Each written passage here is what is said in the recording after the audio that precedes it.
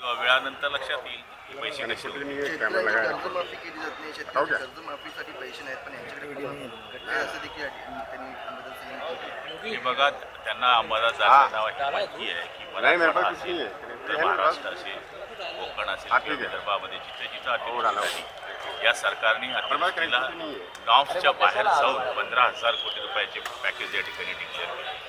त्यामुळे शेतकऱ्यांना द्यायला पैसे नाही. या ठिकाणी CCIच्या मार्फत शेतकऱ्यांची कापसाची खरेदी या ठिकाणी सुरू झालेली, सोयाबीनची खरेदी सुरू झालेली, मक्याची खरेदी सुरू झालेली. त्यामुळे या आरोपाला काही तथ्य नाही आहे. आता सध्या ते संभाजीनगर असल्यामुळे साहजिक त्यांना या गोष्टी माहीत नसतात. सर महाराष्ट्र, अखंड महाराष्ट्र हा शिवसेनेचा अजेंडा राहिला आहे. मात्र बावनकुळे यांनी वेगळा विदर्भावर वक्तव्य केलं आहे की त्यावर आमचा वेगळा विदर्भ होईल, त्यावर आमचं काम सुरू आहे. हे बघा, आता मूळ भारतीय जनता पार्टीने या ठिकाणी अखंड महाराष्ट्राच्या पहिलेच वेगळ्या विदर्भाची मागणी पहिल्यापासून केलेली आहे. पण शिवसेनेला किंवा इतर पक्षांना ह्या गोष्टीच्या बाबतीमध्ये बिलकुल विरोध असणार आहे. आमचा अख्खा महाराष्ट्र हा एक असला पाहिजे, ही आमची पक्षाची भूमिका आहे. परंतु शिवसेनेच्या आमदारांना कुठेतरी टार्गेट केलं जात आहे का?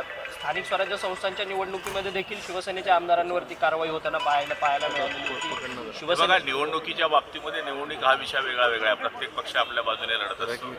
कारवाई बघून टार्गेट केली गेली की काय केली गेली याच्यापेक्षा ज्या ज्या गोष्टी त्यांच्या लक्षात आल्या, काही गोष्टींवर कारवाई झाली असेल, पण त्याच्यामध्ये चौकशी आणि निष्पन्न होईल. आणि याला काय शिवसेनेचेच आमदार आणि अमुकच आमदार असं काही विषय नाही. सर, महाराष्ट्र सरपंच संतोष देशमुख यांच्या हत्येला मला त्याच्यातलं माहिती नाही. या बाकी आहे तर म्हटलं